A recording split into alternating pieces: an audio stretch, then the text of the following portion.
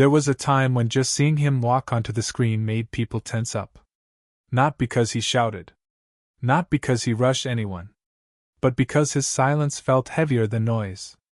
Tommy Lister Jr. became famous for playing men no one wanted to cross. Bullies. Enforcers. Forces of nature. In movie after movie, he represented fear. The kind you recognize instantly. The kind you respect enough to avoid. But the truth is, fear followed him too. He was born with a body that demanded attention and an eye that never let him blend in. Hollywood decided early what he was supposed to be. Dangerous. Intimidating. Disposable after the scene was done. And for decades, he delivered exactly what they asked for, sometimes without being asked twice. He worked constantly. More than 200 films and television appearances. Movies that earned billions. Characters that shaped pop culture. Yet somehow, stability always felt just out of reach. Behind the roles, he was a man who read his Bible daily. A father who spoke softly about his daughters. A former athlete who understood discipline better than fame. A man who once said the scariest thing he ever learned was not how violent the streets could be, but how quietly powerful people could make problems disappear. So how does someone so visible live such a vulnerable life? How does a man Hollywood trusted to scare the audience never feel truly safe himself? This is not the story of a villain. It is the story of a man the system knew how to use, but never how to protect. Long before Hollywood decided what he should represent, Tommy Lister Jr. learned how fragile life could be. He was born in Compton, California, a city that did not wait for boys to grow into men. Violence arrived early. Crack cocaine reshaped neighborhoods. Gangs offered identity to those who felt invisible. Gunshots were not rare interruptions. They were background noise. In that environment, standing out was dangerous. And he stood out everywhere he went. Blind in his right eye from birth, he carried a mark he never chose. Children noticed it immediately. So did bullies. He was chased, mocked, cornered. For a long time, he ran. Until his mother told him something simple and unforgiving. You cannot spend your life running from who you are. If you want peace, you have to stand. That lesson stayed with him. School did not provide safety. He later described classrooms that felt like holding cells. Lockdowns were common. Weapons were found regularly. Even teachers carried guns. He watched classmates fall into street life while he stayed on the edge, observing instead of joining. He was not brave. He was careful. Sports became the only place where his body made sense. Not football. Not basketball. Track and field. Shot put. A sport that demanded control, patience, and explosive power in short bursts. The heavy metal ball did not care about his eye. It responded only to discipline. At Long Beach City College, then later at a California State University program, he transformed from an overlooked kid into a dominant athlete. Records fell. Then fell again. 7 school records broken in a single year. National recognition followed. Eventually, induction into the NCAA Division II Track and Field Hall of Fame. Ironically, the nickname that followed him came from humor. Tiny. Coaches used it as a joke. Teammates embraced it. The name stuck, softening the intimidation before he ever learned to do it himself. At the time, his dreams were structured and traditional. He wanted to work for the Secret Service. To protect. To stand between danger and others. It was a job that made sense for someone who understood threats without seeking them. Football tempted him next. NFL scouts saw raw potential. Teams showed interest. But timing turned cruel. A leg injury. Poor representation. Missed opportunities. He tried briefly in the USFL, only to be released after 2 games. The door closed quietly. Without stadiums or scholarships, he took work as a nightclub bouncer. It paid the bills. It kept him visible but uncelebrated. And it was there, standing watch instead of chasing dreams, that someone finally noticed what others had missed. Not just his size, but his stillness. Hollywood did not come looking for a man. It came looking for a presence. And for the first time, he allowed himself to believe that might be enough. Hollywood did not ask him who he wanted to be. It told him. When Tommy Lister Jr. began landing consistent roles, the pattern became clear almost immediately. He was not cast to speak first. He was cast to be felt. His presence filled frames before dialogue ever arrived. Directors did not need him to explain fear.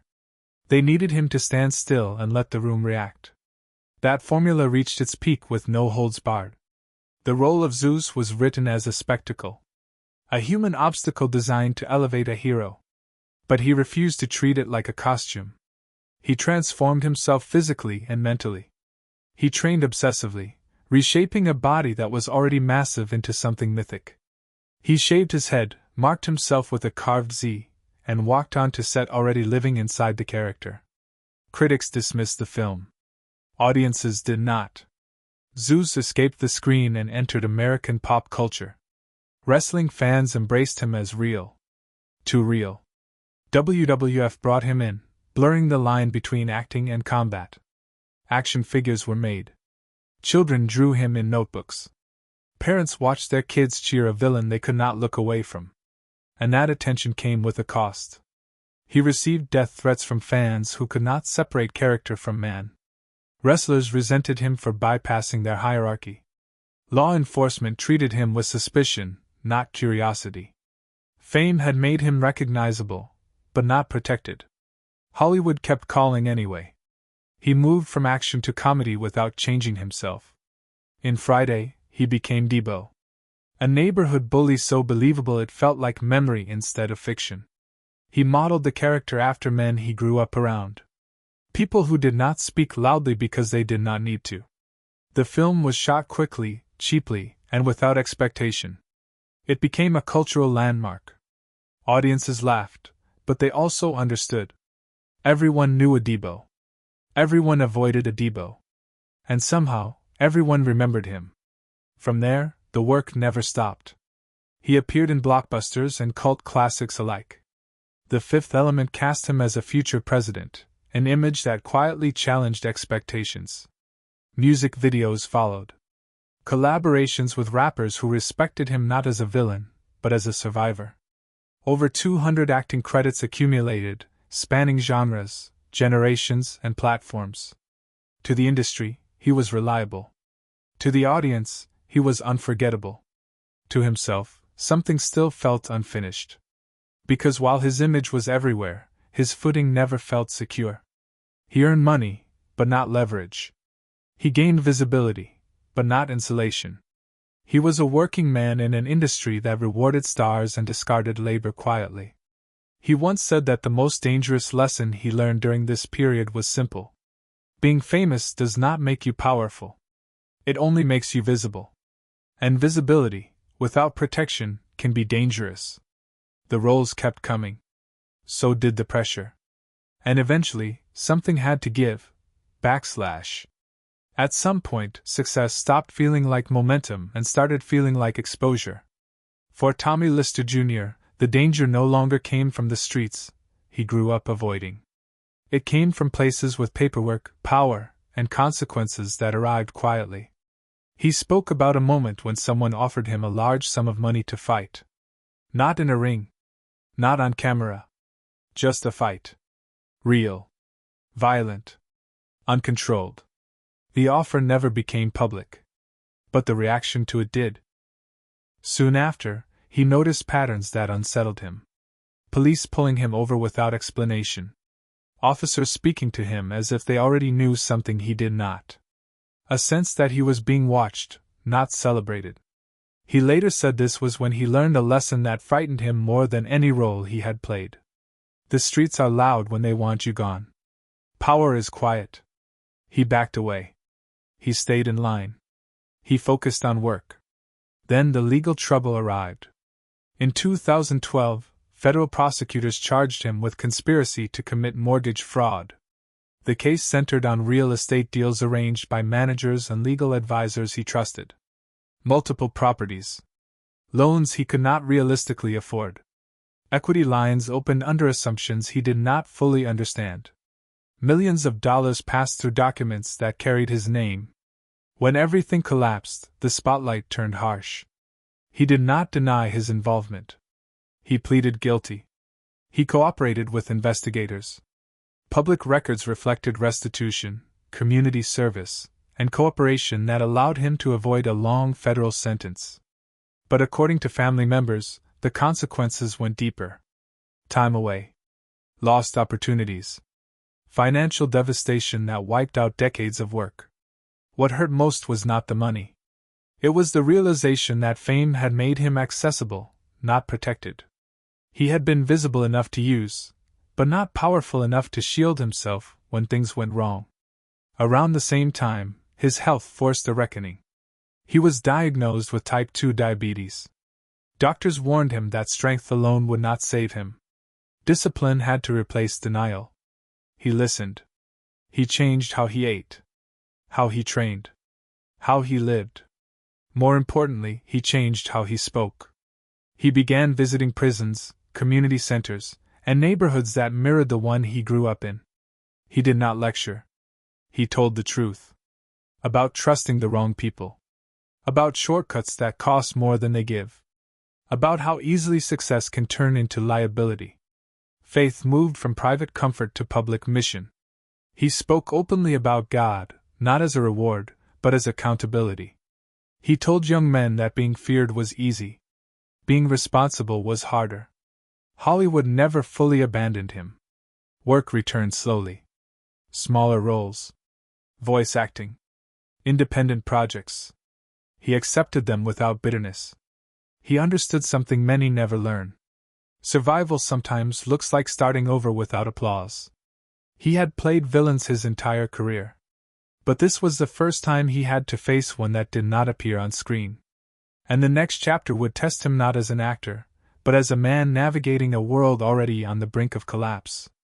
When the world slowed down, Tommy Lister Jr. was still moving. Still working. Still planning. Still believing the next chapter would be quieter and more secure. America, however, was unraveling. The COVID-19 pandemic exposed truths many preferred to ignore. Health was unevenly protected. Isolation became dangerous.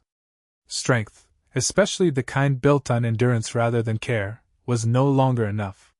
For working actors, particularly those outside the highest tier, the safety nets were thin. He tested positive in August 2020. He recovered, or at least that is what everyone believed. But the months that followed told a different story. Fatigue lingered. Breathing became difficult. He began canceling appearances, something he had almost never done in his career. Friends noticed the change. So did collaborators. In December, he stopped answering calls. The news of his death came quietly on December 10, 2020. Found alone in his apartment. 62 years old. Headlines described it as natural causes. Another loss in a year full of them. No press conference. No long investigation made public. Just a closing sentence. The reaction told a deeper story. Actors, musicians, and crew members shared memories that conflicted sharply with his public image. They spoke about generosity between takes, respect for camera operators, advice given freely to younger performers. A man who never treated fame like entitlement. For older Americans, especially those who had watched him appear across decades of television and film, his death felt personal in a quiet way. He had been a constant. A familiar face in a changing culture. Someone who represented toughness without cruelty. International audiences mourned him too, though many only knew the characters. Deebo. Zeus. The intimidating presence. Few had been told the full story. That behind the roles was a disciplined athlete, a man of faith, and a worker who never stopped showing up. His passing raised uncomfortable questions that never trended long enough to be answered. How many people like him keep industries running while remaining one crisis away from collapse? How many are remembered only when the work stops? America watched him for decades. But only at the end did it slow down long enough to see him clearly. And in that pause, something became impossible to ignore. Visibility is not care. Recognition is not protection. And strength, without support, can become a silent liability. When Tommy Lister Jr. passed away, the industry moved on quickly. It always does. But memory does not work that way. He left behind more than characters. He left behind a blueprint of what it means to survive in a system that benefits from your image while ignoring your limits. For more than 30 years, he worked without pause. Over 200 appearances. Films that grossed billions combined. Scenes that became shorthand for fear, strength, and authority. Yet he was rarely centered in the stories that used him most. Near the end, he spoke about slowing down. About writing. About directing with his daughters. About Last Friday, a project that would have placed him at the heart of the story instead of the margins. For once, the man everyone remembered would have been fully seen. That opportunity never came. Still, his legacy does not disappear with unfinished plans. It lives in cultural recognition. In Deebo, a character so grounded that people still reference him like someone they once knew. In Zeus, a villain who crossed into myth and forced audiences to confront their own ideas of fear and power. In hundreds of working performances that held scenes together even when the spotlight was elsewhere. More quietly, his legacy lives in the people he reached outside the frame. Young men who heard him speak about discipline instead of shortcuts. Inmates who listened when he talked about trust, mistakes, and accountability. Crew members who remembered an actor who treated everyone with respect, regardless of title. He once said that the I he was born ashamed of became the thing that made him unforgettable. That lesson defines his life more than any role ever could. What marks you as different can become your signature. But only if you survive long enough to own it. Hollywood knew how to cast him. Audiences knew how to remember him.